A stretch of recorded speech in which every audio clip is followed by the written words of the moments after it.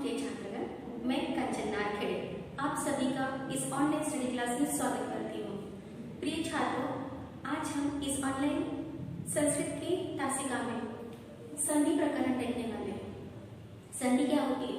तो संधि दो शब्दों के मेल से बनती है जो अर्थपूर्ण होते हैं, अर्थात दो अर्थपूर्ण शब्दों के मेल को संधि कहा जाता है।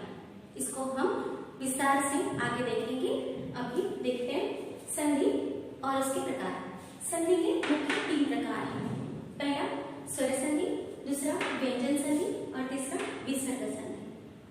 आज हम स्वर संधि देखने वाले हैं। स्वर संधि के भी कुछ प्रकार बताए गए हैं। उसमें 5 मुख्य प्रकार हैं, जो है दीर्घ संधि, यण संधि, गुण संधि, वृद्धि संधि, अयादि संधि। ये मुख्य 5 स्वर संधि हैं। उसके साथ साथ पूर्वरूप संधि और पररूप संधि, ये 2 संधि को भी इसमें बताया गया है। तो हम एक एक करके एक एक संधि को देखते हैं, हम उस पर चर्चा करते हैं। प्रिय छात्रों, वीडियो को ध्यान से देखिएगा, अंत तक देखिएगा, ताकि आपको संधि अच्छे से समझ में आए। और संधि ये बहुत ही विस्तारित व्याकरण बिंदु है, कृपया इसको अच्छे से देखिए, ध्यान दीजिए और समझिए। तो आइए देखते हैं संस्कृत स्वर संधि। संधि का सामान्य अर्थ होता है मेल अथवा जोड़ना। जोड़ना यह एक सामान्य क्रिया है जिसको हम कहते हैं संधि। इसकी परिभाषा देखते हैं। 2 या 2 से अधिक वर्णों के मेल से जो विकार अर्थात परिवर्तन, विकार अर्थात क्या? परिवर्तन उत्पन्न होता है, उसे संधि कहते हैं। अथवा अत्यंत समीपवर्ती 2 या 2 से अधिक वर्णों के मेल से किसी नियम के अंतर्गत आने वाले परिवर्तन को संधि कहते हैं। फिर से एक बार देखिए। 2 या 2 से अधिक वर्णों के मेल से जो विकार अर्थात परिवर्तन उत्पन्न होता है, उसे संधि कहते हैं। अथवा अत्यंत समीपवर्ती 2 या 2 से अधिक वर्णों के मेल से किसी भी नियम के अंतर्गत आने वाले परिवर्तन को संधि कहते हैं। जैसे कि राम प्लस अनुजः, उत्तर हुआ रामानुजः। देखिए यहाँ पे राम और अनुजः, राम में से अ और अनुज में से अ, दोनों का मेल हुआ, दोनों को जोड़ दिया तो यहाँ पे आ का निर्माण हुआ और शब्द बना रामानुजः। राम में म जो व्यंजन है उसमें अ ये स्वर है, अंतिम स्वर, और यह अंतिम स्वर और उत्तर पद का पूर्व स्वर, दोनों को मिला के आ का निर्माण हुआ और शब्द बना रामानुजः। अर्थात यह परिवर्तन हुआ, क्योंकि पहले राम था और अनुज था, अब हुआ रामानुजः। यही परिवर्तन संधि कहलाता है। और एक उदाहरण देखते हैं। गण प्लस ईशः। देखिए इसमें गण में अ है, ण में अ, और उत्तर पद का प्रथम स्वर क्या है? ई। अ प्लस ई, दोनों का मेल हुआ और उसका उत्तर हुआ ए। अब यही परिवर्तन शब्द में दिखाई दिया। देखिए शब्द क्या बना? गणेशः, है ना? इसमें विकार हुआ है। यही विकार, यही परिवर्तन संधि कहलाता है। प्रिय छात्रों, आगे देखते हैं संयोग। देखिए संधि और संयोग दोनों में क्या भेद है?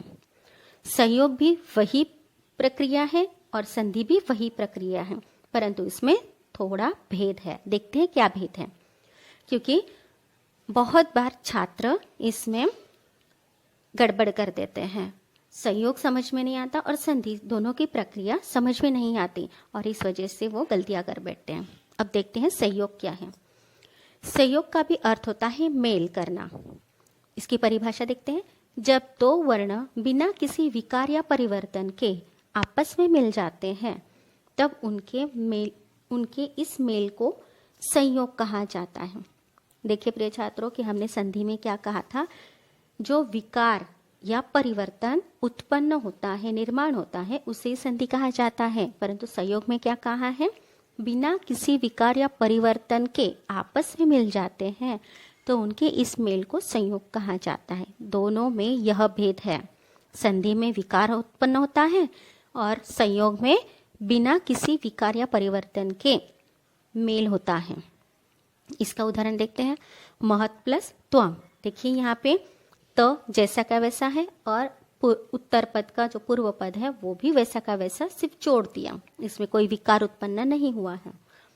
सीधा सीधा यहाँ पे शब्द बन गया महत्वम। अब आगे का उदाहरण देखते हैं। अन प्लस उपस्थितः। अब देखो यहाँ पे न, इसमें कोई स्वर नहीं है, एज इट इज है, और आगे आने वाला उ। अब न में उ यह स्वर मिल जाए तो वो क्या बनेगा? अनुपस्थितः। यहाँ पे किसी भी तरह का कोई परिवर्तन नहीं हुआ है और इसीलिए यह संयोग है। समझ में आया कि संधि और संयोग में क्या भेद है, क्या अंतर है? तो संधि में होता है परिवर्तन और संयोग में कोई परिवर्तन नहीं होता, बिना किसी परिवर्तन के ही संयोग हो जाता है और शब्द का निर्माण होता है। आगे देखते हैं। अब देखते हैं संधि के प्रकार अथवा भेद। संधि के 3 भेद बताए जाते हैं। देखिए, वर्णों के मेल के कारण स्वर वर्ण, व्यंजन वर्ण एवं विसर्ग में परिवर्तन होता है। इसी परिवर्तन के आधार पर संधि के 3 भेद होते हैं। क्या कहा है कि वर्णों के मेल के कारण स्वर वर्ण, व्यंजन वर्ण एवं विसर्ग, इसमें परिवर्तन होता है और इसी परिवर्तन के आधार पर संधि के 3 भेद बताए जाते हैं। पहला है स्वर संधि, इसी को व्याकरण में अच संधि भी कहा जाता है। दूसरा है व्यंजन संधि, इसी को हम व्याकरण में हल संधि भी जानते हैं। और तीसरा है विसर्ग संधि। ये 3 संधि के प्रकार हैं। अब इनके भी बहुत सारे प्रकार हैं अलग अलग, तो आज हम स्वर संधि के प्रकार देखते हैं। स्वर संधि, इसको हम व्याकरण में अच संधि के नाम से भी जानते हैं। स्वर संधि स्वर वर्ण के साथ स्वर वर्ण के मेल के कारण स्वर वर्णों में जो परिवर्तन होता है उसे स्वर संधि कहते हैं। क्या कहा है? देखिए, स्वर वर्ण के साथ स्वर वर्ण के मेल के कारण स्वर वर्णों में जो परिवर्तन होता है उसे स्वर संधि कहते हैं। स्वर संधि के मुख्य 5 भेद बताए गए हैं। देखिए क्या है? दीर्घ संधि, गुण संधि, यण संधि, वृद्धि संधि, अयादि संधि, ये मुख्य 5 भेद है, परंतु इसके साथ साथ पूर्व रूप और पररूप संधि भी बताई जाती है। प्रिय छात्रों, आज हम अयादि यह स्वर संधि देखने वाले हैं। देखते हैं इसमें क्या परिवर्तन होता है और इसके क्या नियम हैं। देखिए, यदि ए, ऐ, ओ या औ के बाद इससे भिन्न कोई भी स्वर वर्ण इसके सामने रहे तो ए के स्थान पर अय यह परिवर्तन हो जाता है, ऐ के स्थान पर आय यह परिवर्तन हो जाता है, औ के स्थान पर अव यह परिवर्तन हो जाता है और औ के स्थान पर आव यह परिवर्तन हो जाता है। फिर से एक बार देखते हैं। यदि ए, ऐ, ओ, औ के सामने कोई भी भिन्न स्वर आए तो ए के स्थान पर अय, ऐ के स्थान पर आय, ओ के स्थान पर अव तथा औ के स्थान पर आव यह परिवर्तन हो जाते हैं। देखते हैं इसके उदाहरण जिससे हमें अयादि संधि और अच्छे तरीके से समझ में आएगी। जैसे ने प्लस अनम, देखिए न में ए की मात्रा है और सामने आने वाला स्वर व्यंजन है अ। ए प्लस अ परिवर्तन हुआ अय और वह शब्द हुआ नयनम, यह संधि बन गई नयनम। आगे देखते हैं शे प्लस अनम, श में ए की मात्रा है प्लस आगे आने वाला स्वर व्यंजन है अ। अब ए प्लस अ हमने देखा अय यह परिवर्तन होता है, उसी नियम के अनुसार यहाँ संधि बन गई शयनम। आगे का स्वर नई प्लस अकह, यह उदाहरण देखते हैं इसमें क्या परिवर्तन है। न में ऐ की मात्रा है और सामने आने वाला व्यंजन है अ। यह स्वर व्यंजन मिल जाते हैं तो वहाँ आय यह परिवर्तन हो जाता है।